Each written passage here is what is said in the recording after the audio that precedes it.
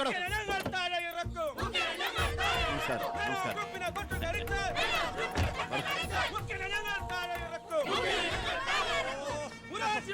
ഇവിടെ കിടന്ന് തൊണ്ട കീറിയിട്ട് ഒരു കാര്യവുമില്ല. മുഖ്യന്റെ മുമ്പിൽ ചെന്ന് വിളിക്കുക. അങ്ങനെ കേക്കട്ടെ. വിഷമിക്കണ്ടോ വേലായുധ. എന്റെ കൂടെ നിൽക്കുന്ന നിങ്ങളെ രണ്ടുപേരെയും പാർട്ടി സെക്രട്ടറി സ്ഥാനത്ത് നിന്ന് മാറ്റിയിട്ടുണ്ടെങ്കിൽ തിരിച്ച് ജനറൽ സെക്രട്ടറി ആയിട്ട് അവരോധിക്കും ഞാൻ. ഇതൊക്കെ ആ മുഖ്യമന്ത്രി അവരാജന്റെ പണിയാ. ഉടനെ ഒരു തീരുമാനം എടുത്തേ പറ്റൂ. വളരെ ശരിയാണ്. ഇങ്ങനെ പോയാൽ മേനോൻ സാറിനും ദിവാരൻ സാറിനും മന്ത്രി എന്ന പദവി മാത്രമേ കാണൂ. അധികാരം മുഴുവൻ മുഖ്യന്റെ കയ്യിൽ. ഇത് നമ്മുടെ ഗ്രൂപ്പിനെ ഒതുക്കാനുള്ള ശ്രമമാണ്. ഇപ്പം തന്നെ എന്റെ വകുപ്പിൽപ്പെട്ട എല്ലാ കോർപ്പറേഷൻ ചെയർമാൻമാരോട് രാജിവെക്കാൻ പറഞ്ഞിരിക്കുക മുഖ്യമന്ത്രി. ഓ, പകരം മുഖ്യന് ഓശാന പാടുന്നവനെ കയറ്റിയിരുത്താനായിരിക്കും. നടക്കുകയല്ല. രാജിവെക്കേണ്ടത് അയാളെ അവറാച്ചൻ. രാഷ്ട്രീയത്തിൽ 18 പഠിച്ച എന്റെ അടുത്ത് അയാളുടെ കളി. എത്ര എത്ര ഗ്രൂപ്പ് കളിച്ചും കുതികാൽ വെട്ടിയുവാ മേനോൻ സാർ ഈ നിലയിലെത്തിയത്. അല്ല, ഞാൻ ഉദ്ദേശിച്ചത് എന്നൊക്കെയാ മുഖ്യൻ പറഞ്ഞു വരുത്താൻ ഇടയുണ്ടെന്ന്. ഈ വിധത്തിൽ ഇന്നേ വരെ ഒരു പരീക്ഷ പോലും എഴുതാത്ത ഈ മേനോൻ സാറിന് എന്തൊക്കെ പരീക്ഷണങ്ങളാ നേരിടേണ്ടി വരുന്നു ഒന്ന് ആലോചിച്ച് നോക്കിയേ. അല്ല, ഞാൻ ഉദ്ദേശിച്ചത് എനിക്കൊന്നേ പറയാനുള്ളൂ, മുഖ്യമന്ത്രി അവരാച്ചൻ രാജിവെക്കണം. പകരം മേനോൻ സാർ മുഖ്യമന്ത്രി ആകണം. ഞാനും ഉദ്ദേശിച്ച. ഞാൻ മുഖ്യമന്ത്രിയായതിന്റെ അന്നു മുതൽ കേൾക്കുക മുഖ്യമന്ത്രി രാജിവെക്കണം, മുഖ്യമന്ത്രി രാജിവെക്കണമെന്ന്. അതെ, തർക്കമുണ്ട്. മുഖ്യമന്ത്രി രാജിവെക്കണം. എനിക്ക് ഈ കൺവീനർ സ്ഥാനം മടുത്തു. അവനവന്റെ പാർട്ടി ഈ മുറവിളി പ്രതിപക്ഷത്തിന്റെ ഭാഗത്തു നിന്നല്ല, പ്രതിപക്ഷം കാര്യമുള്ള കാര്യത്തിനെ പറയൂ. ബഹുമാനപ്പെട്ട വിദ്യാഭ്യാസ മന്ത്രി ബാലഗംഗാധര മേനോൻ ഈ മന്ത്രിസഭയിൽ അംഗമാണോ അതോ പ്രതിപക്ഷത്തിന്റെ വ്യക്തമാണോ? ആ സംശയം എനിക്കുണ്ട്. ഞാൻ ഈ മന്ത്രിസഭയിൽ അംഗം തന്നെയാണോ? അല്ല, എന്നോടും എന്റെ ഗ്രൂപ്പിനോടുള്ള മുഖ്യന്റെ അവഗണന കണ്ട് ചോദിക്കുന്നത്. എനിക്കൊന്നേ പറയാനുള്ളൂ, മുഖ്യമന്ത്രി രാജിവെക്കണം. ഇയാൾ അവിടെ ഇരിക്കുക. മേനോൻ പറയട്ടെ. എനിക്കൊരു കാര്യം പറയാനുണ്ട്. മുഖ്യമന്ത്രി രാജിവെക്കണമെന്നൊന്നും ഞാൻ പറയുന്നില്ല, പക്ഷെ എന്ന് രാജിവെക്കുമെന്ന് ഞങ്ങൾക്കറിയാം. ഭൂരിപക്ഷത്തിന്റെ അഭിപ്രായം മുഖ്യൻ രാജിവെക്കണമെന്ന് തന്നെ. എന്നിട്ട് വേണം മേനോൻ അതിൽ കയറിയിരിക്കാം. അതെ തോമിച്ച, 25 കൊല്ലമായിട്ട് MLA-യും പല പല വകുപ്പുകൾ കൈകാര്യം ചെയ്തിട്ടുള്ള മന്ത്രിയുമാണ് ഞാൻ. മുഖ്യമന്ത്രിയാവാൻ ഇയാളെക്കാൾ യോഗ്യം ഞാൻ തന്നെ. ആ പൂതി അങ്ങ് മനസ്സിൽ വെച്ചാൽ മതി. ഇത്രയും അഴിമതി ആരോപണങ്ങൾ ഉണ്ടായിട്ടുള്ള ഒരാളെ മുഖ്യമന്ത്രിയായിട്ട് കേരളത്തിൽ വേണ്ട. എന്റെ പേരിൽ ആരോപണങ്ങളേ ഉള്ളൂ. പക്ഷെ മുഖ്യമന്ത്രി അടക്കം പല മന്ത്രിമാരും നടത്തിയ അഴിമതികളുടെ വ്യക്തമായ തെളിവുകൾ എന്റെ കയ്യിലുണ്ട്. അയ്യയ്യേ, നിർത്ത്. നിങ്ങൾ ഇങ്ങനെ പരസ്പരം അങ്ങോട്ടും ഇങ്ങോട്ടും അഴിമതി കേസുകൾ വിളിച്ചു കുവിയാല് അതിന് മുതലെടുക്കുന്നത് ആരാ? പ്രതിപക്ഷം. ഇനിയൊരൊറ്റ തവണ പ്രതിപക്ഷം അധികാരത്തിൽ വന്നാ കേരളം ബംഗാള് പോലെ ആവും. താഴെ ഇറക്കാൻ പറ്റിയെന്ന് വരില്ല. അപ്പൊ പിന്നെ കിടന്ന് നിലവിളിച്ചിട്ട് ഒരു കാര്യമില്ല. നമ്മൾ ജനങ്ങളെ നന്നായിട്ട് പറ്റിക്കുന്നവരാ. പരസ്പരം പറ്റിക്കാതിരുന്നാൽ കാലാവധി തീരുന്നത് വരെ നമുക്ക് ഭരിക്കാം. അതുകൊണ്ട് മുഖ്യമന്ത്രിയെ മാറ്റേണ്ട ഒരു കാര്യവും തൽക്കാലം ഇവിടെ ഇല്ല. എന്തൊക്കെ ന്യായം പറഞ്ഞാലും മുഖ്യമന്ത്രി രാജിവെച്ചേ പറ്റൂ. ദിവാകര, തനിക്ക് ഇതല്ലാതെ വേറെ ഒന്നും പറയാൻ. ഈ മുഖ്യൻ ഈ രീതിയിൽ ഭരണം ഇനിയും തുടർന്നാൽ KDF അടുത്ത തെരഞ്ഞെടുപ്പിൽ പച്ച തൊടില്ല. കൺവീനറെ, ഇതൊക്കെ പത്രക്കാരെയും TV-ക്കാരെയും വിളിച്ച് സർക്കാരിനെ കരിവാരി തേക്കാൻ ശ്രമിച്ചാൽ എനിക്കിതൊക്കെ ഹൈക്കമാൻഡിനോട് പറയേണ്ടി വരും. പേടിപ്പിക്കല്ലേ. എന്റെ ഗ്രൂപ്പിന്റെ ഹൈക്കമാൻഡ് ഞാൻ തന്നെ. അവറാജ, അധികകാലം മുഖ്യമന്ത്രി കസേരയിൽ സുഖമായിട്ട് ഇരിക്കാമെന്ന് കരുതണ്ട. മുഖ്യമന്ത്രിയെ കൊണ്ട് രാജിവെപ്പിച്ചേ ഞാൻ അടങ്ങും.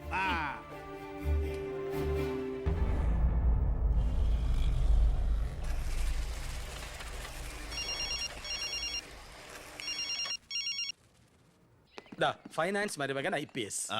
എന്താ നീ ഉടൻ ദിവാകരന്റെ ഗസ്റ്റ് ഹൗസിൽ എത്തണം. ഓ, ഉടനെ എത്തിക്കോളാം. രഞ്ജി, പണം കൊടുത്ത് ലോക്കറി വേ. ശരി.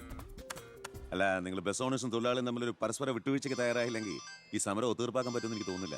Excuse me. കളക്ടർ മരുമകൻ IAS. ഹലോ. ഞാൻ ഗസ്റ്റ് ഹൗസിലുണ്ടാവും. ശരി സാർ, നീ വേണ്ട. ഞാൻ വരാം. അപ്പൊ ഈ ചർച്ച തൽക്കാലം ഇവിടെ അവസാനിപ്പിക്കാം. നിങ്ങൾ പരസ്പരം ഒരു ധാരണയിലെത്തിയ ശേഷം എന്നെ അറിയിക്കൂ. ഓക്കെ? മുഖ്യനെ മാറ്റാൻ എന്റെ കൂടെ നിൽക്കാമെന്ന് വാക്ക് തന്നതാ തൊമ്മൻ ചാക്കോ. താൻ ആരോണം ഉന്നയിച്ചാൽ മതി, ഞാൻ പിന്തുണച്ചോളാമെന്ന് പറഞ്ഞിട്ട് എന്നിട്ടിപ്പം മീറ്റിംഗിൽ മുഖ്യന് വേണ്ടി വാദിച്ചിരിക്കുന്നു. അല്ലെങ്കിൽ അവരാച്ചൻ ഒഴിഞ്ഞു പോയനെ. നായി നടന്നോണ്ട് ഒരു കാര്യമില്ല, നായ്ക്ക് ഇരിക്കാനോട്ട് നേരമില്ല എന്ന് മുഖ്യം പറയുന്ന ഞാൻ ഉദ്ദേശിച്ചത്.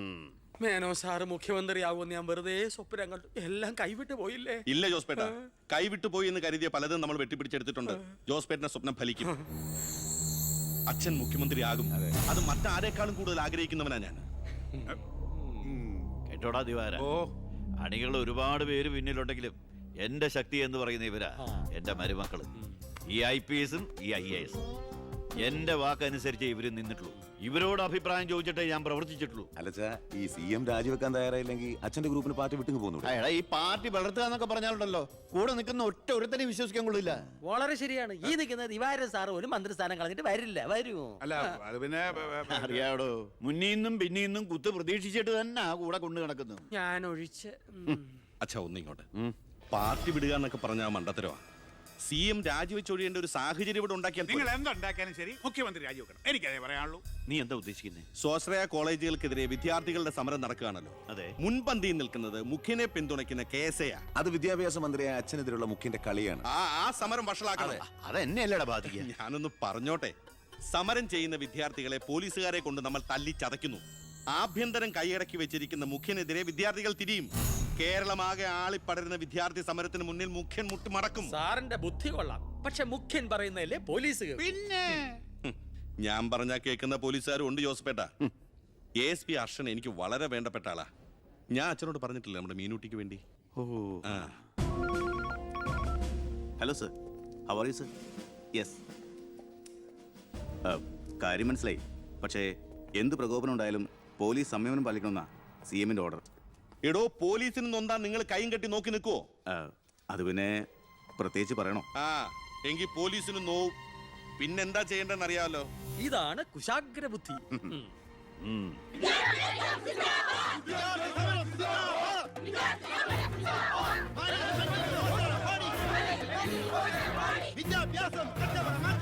നിയമം കയ്യിലെടുത്ത് പൊതുജീവിതം സമീപിക്കാൻ ആരും ശ്രമിക്കരുത്. Go back.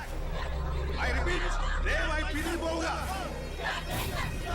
വിദ്യാർത്ഥി സമരം സിന്ദാബാദ്. Police go back. Police go back. Police go back. Police go back. Police go back. Police go back. Police go back.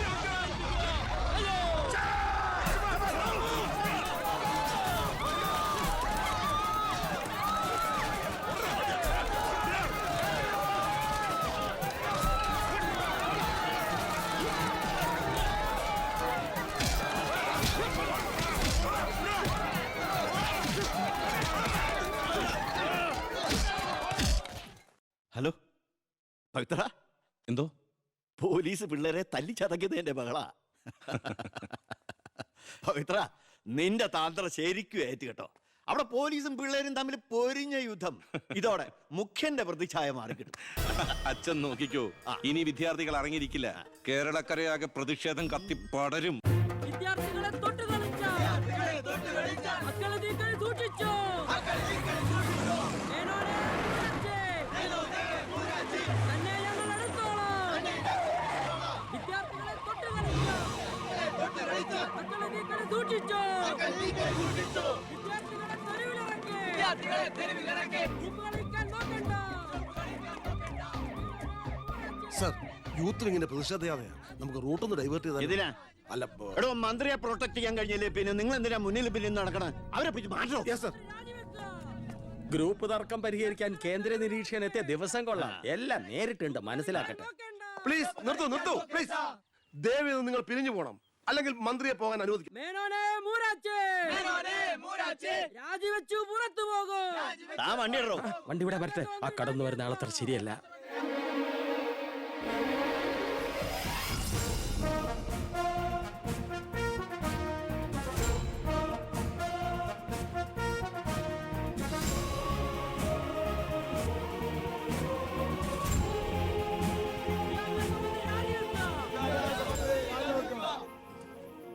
Sir, അക്രമം അഴിച്ചുവിടാൻ വന്നവരല്ല ഞങ്ങൾ. മന്ത്രിയുമായി ഞങ്ങൾക്കൊന്ന് സംസാരിക്കണം. Hello control room, CA Vijayan here. വിദ്യാഭ്യാസ മന്ത്രി ആരുടെ നെഞ്ചത്തൊക്കെയാ കയറാൻ പോണത്? നിങ്ങൾ എന്തിനാ എന്റെ വഴി തടയുന്നേ? വിദ്യാർത്ഥികളെ പോലീസ് മൃഗീയമായി മർദ്ദിച്ചു. ബോംബെറിഞ്ഞതിന്റെ പേരിൽ നിരപരാധികളെ പിടിച്ച് അത്തിട്ടിരിക്കുന്നതിന് നിങ്ങൾ ഉത്തരം പറയണം.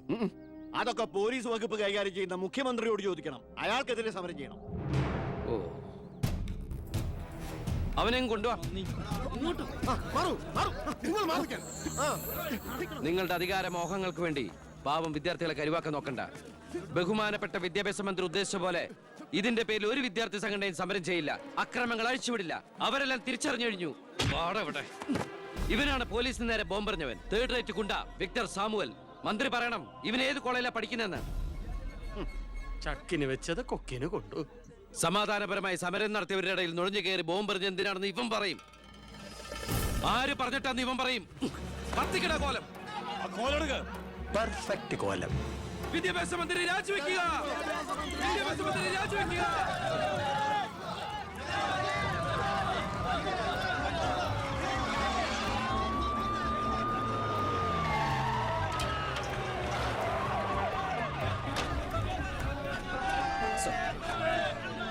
എത്ര നേരായി നടുറോട്ടി കിടക്കുന്നത് അടിച്ചു മാറ്റം എല്ലാத்தைയും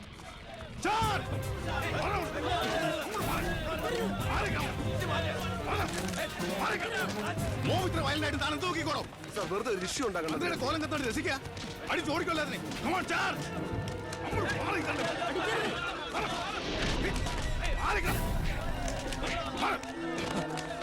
നമുക്ക് നിൽക്കാതെ ഓടി രക്ഷപ്പെടാൻ നോക്കൂ വേഗം ഓടിക്കോളൂ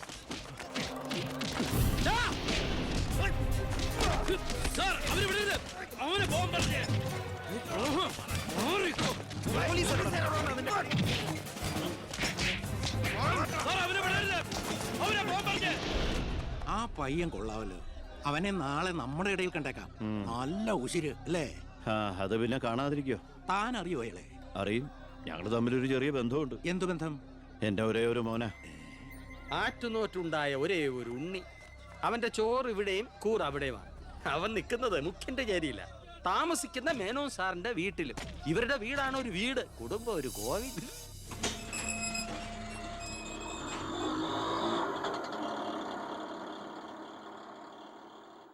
നിർത്തിക്കോ മുമ്പിൽ വീടാ, ഇനി പോവില്ല.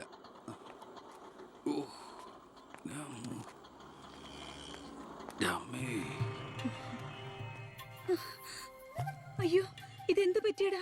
അഴിമതി വീരനും കുടില ബുദ്ധിശാലിയുമായ ഒരു മൂരാജി മന്ത്രിക്കെതിരെ ശബ്ദമുയർത്തിയതിനും അങ്ങേരുടെ കോലം കത്തിച്ചതിനും പോലീസ് തന്ന സമ്മാനാണിത്. ഏത് മന്ത്രി?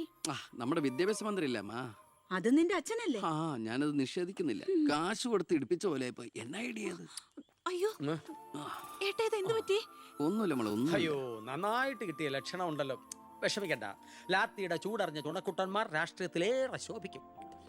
എതിരാളികളെ ലാത്തി കൊണ്ട് അടിച്ചൊതുക്കിയും ചിലർ രാഷ്ട്രീയത്തിൽ വല്ലാതെ ശോഭിക്കുന്നുണ്ട്. പക്ഷെ അതൊന്നും അത്ര ശാശ്വതമല്ല. Every dog has a day. ഞാൻ മകനെയാണ് ഉദ്ദേശിച്ചത്. നീ ഇരിക്കെ, ഞാൻ വിളമ്പാ. ഓ എനിക്ക് വേണ്ടമ്മാ, ഇത് VIP-കളുടെ ടേബിളല്ലേ, ഇവിടെ ഇരുന്ന് കഴിച്ചാൽ അങ്ങോട്ട് ഇറങ്ങില്ല. എനിക്കുള്ള വിഹിതം ഞാൻ അടുക്കള പോയി കഴിച്ചോളാം. ജീവിതകാലം മുഴുവൻ നിനക്ക് അടുക്കളയിൽ കിടന്ന് ഇറങ്ങാനാ യോഗം. ഓ എനിക്കത് മതി. എന്തായാലും ഞാൻ നിങ്ങളുടെ ഗ്രൂപ്പ് ഓഫീസിന്റെ തിന്നാലല്ലോ വന്ന് നിറങ്ങണത്. എന്നെയും എന്റെ ഗ്രൂപ്പിനെയും പരസ്യമായിട്ട് അവമാനിക്കുന്നവനെന്തിനാ ഞാൻ കഷ്ടപ്പെട്ടുണ്ടാക്കണ എന്റെ വീതം കഴിക്കാൻ ഇങ്ങോട്ട് കെട്ടിയെടുക്കണത്? മക്കള് കഴിക്കുന്നതിന്റെ കണക്ക് പറയാ. ഞാൻ പറയൂടി, രാവിലെ ഇറങ്ങുമല്ലോ കഞ്ഞിമുക്കിയ ഡ്രസ് ഇട്ടുണ്ട്, അതിലും വേണം എന്റെ ചക്രം. അതെ, എല്ലാം സർക്കാരിനെ വെട്ടിച്ചുണ്ടാക്കുന്നല്ലേ. സർക്കാരിന്റെ കാശ് എന്ന് പറയുന്നത് ജനങ്ങളുടെ കാശാ, അതിൽ എനിക്കും അവകാശമുണ്ട്. നീ അടുക്കളയിലേക്ക് പോയി ഭക്ഷണം കഴിക്കും. ഉപദേശിക്കുകയാണെന്ന് കരുതരുത്. ജീവിതത്തിന് ഒരു ലക്ഷ്യമൊക്കെ ഉണ്ടാവും, എന്നിട്ട് ആ ലക്ഷ്യത്തിന് വേണ്ടി പരിശ്രമിക്കണം. നല്ല ഉപദേശം. ആ ഇരിക്കുന്ന ആളോട് ചെന്ന് പറയും. പോത്തിനോടാണോ വേദം ഓതുന്നത്? ഞാൻ ഇത് ഉദ്ദേശിച്ചത് മകനെയാ. അച്ഛനെ ഉദ്ദേശിച്ചാലും വലിയ കുഴപ്പമൊന്നുമില്ല. നിങ്ങളൊന്നും മിണ്ടാതിരിക്കെ. അച്ഛൻ അവന് വഴക്ക് പറയുന്നതിൽ എന്താ തെറ്റ്? അവന് ഞങ്ങളുടെ കൂടെ നിന്നൂടെ? എവിടെ നിൽക്കാനാ? എനിക്കെതിരെ ആഞ്ഞടിക്കാൻ ആ മുഖ്യനവനെ കരുവാക്കിയിരിക്കുക. ആരോപണം ഞാൻ നിഷേധിക്കുന്നു. ഇവൻ എന്റെ മോൻ തന്നെയാണോ അതോ മുഖ്യറ്റം? ആ ചോദ്യം ലക്ഷ്മി തീറ്റ കഴിഞ്ഞ് ഇറങ്ങി പോരുന്ന.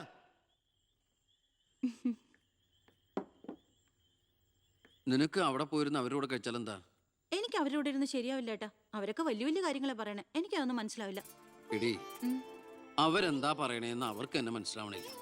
അതാ നിനക്ക് മനസ്സിലാവാത്തത്. അതെന്താ നീ മനസ്സിലാക്കാത്തേ? ചുമ്മാ ഇരിയേട്ടാ. നിന്റെ ഈ വൃത്തിയുടെ സ്വഭാവം കാരണ ഞങ്ങളുടെയൊക്കെ കുട്ടികളെ ഊട്ടി നിർത്തി പഠിപ്പിക്കുന്നത്, നിന്നെ മാതൃകയാക്കി നശിക്കാതിരിക്കാൻ. അതേതായാലും നന്നായി. അവരെന്നെ കണ്ട് പഠിക്കുന്നതിനേക്കാൾ കുഴപ്പാ അവരവരുടെ അച്ഛനെയും അപ്പൂപ്പനെയും കണ്ട് പഠിക്കുന്നത്. ഓ ഈനാമ്പച്ചിക്ക് മരപ്പെട്ടി കൂട്ട്. ഏയ്, എന്റെ മൂത്തളീനെ മരപ്പെട്ടി എന്ന് വിളിച്ചാണ്ടല്ലോ. ഓ തുടങ്ങിയ പിന്നെ തമ്മി കണ്ട കീരിയും പാമ്പോ. നിനക്കിത് എന്തിന്റെ കേടാടാ? എപ്പോ നോക്കിയാലും കൂടപ്പറപ്പളുമായിട്ട്. അത് പോട്ടെ, അച്ഛനെതിരെ നീ. അമ്മേ, ഞാൻ അച്ഛനെതിരല്ല. അച്ഛന്റെ നയങ്ങളോടാണ് എതിർപ്പ്. അച്ഛന്റെ രാഷ്ട്രീയ നേട്ടങ്ങൾക്ക് വേണ്ടി അച്ഛൻ കാട്ടിക്കൂട്ടുന്ന നെറുകേടുകൾക്കെതിരെ ഞാൻ അറിയാതെ ചോദിച്ചു പോവുകയാണ്. ചോദിച്ചു പോണ്ട, അവിടെ ഇരുന്ന് കഴിക്കേ. പറഞ്ഞ പോലെ കഴിച്ചിട്ട് പോവാം. എടാ, നിന്റെ അച്ഛൻ എത്ര നെറുകേട് കാണിച്ചാലും അങ്ങേര് കഷ്ടപ്പെട്ടുണ്ടാക്കണതല്ലേ നീ ഇപ്പൊ കഴിക്കണത്? അത് മാത്രം പറയരുത് അമ്മേ. അമ്മേ, ഞാൻ കഴിക്കണത് അമ്മയ്ക്കുള്ള കഞ്ഞിയുടെ ഒരു വിഹിതമാണ്. എനിക്കൊരു നല്ല കാലം വരുമ്പോ ഞാൻ ഈ കഞ്ഞി മുഴുവൻ അമ്മയ്ക്ക് ചോറായിട്ട് തിരിച്ചു തരും. അതുവരെ എന്റെ വയറിനൊരു ലോൺ. എനിക്കും എന്റെ ജീവൻ നിലനിർത്തണ്ടേ അമ്മേ?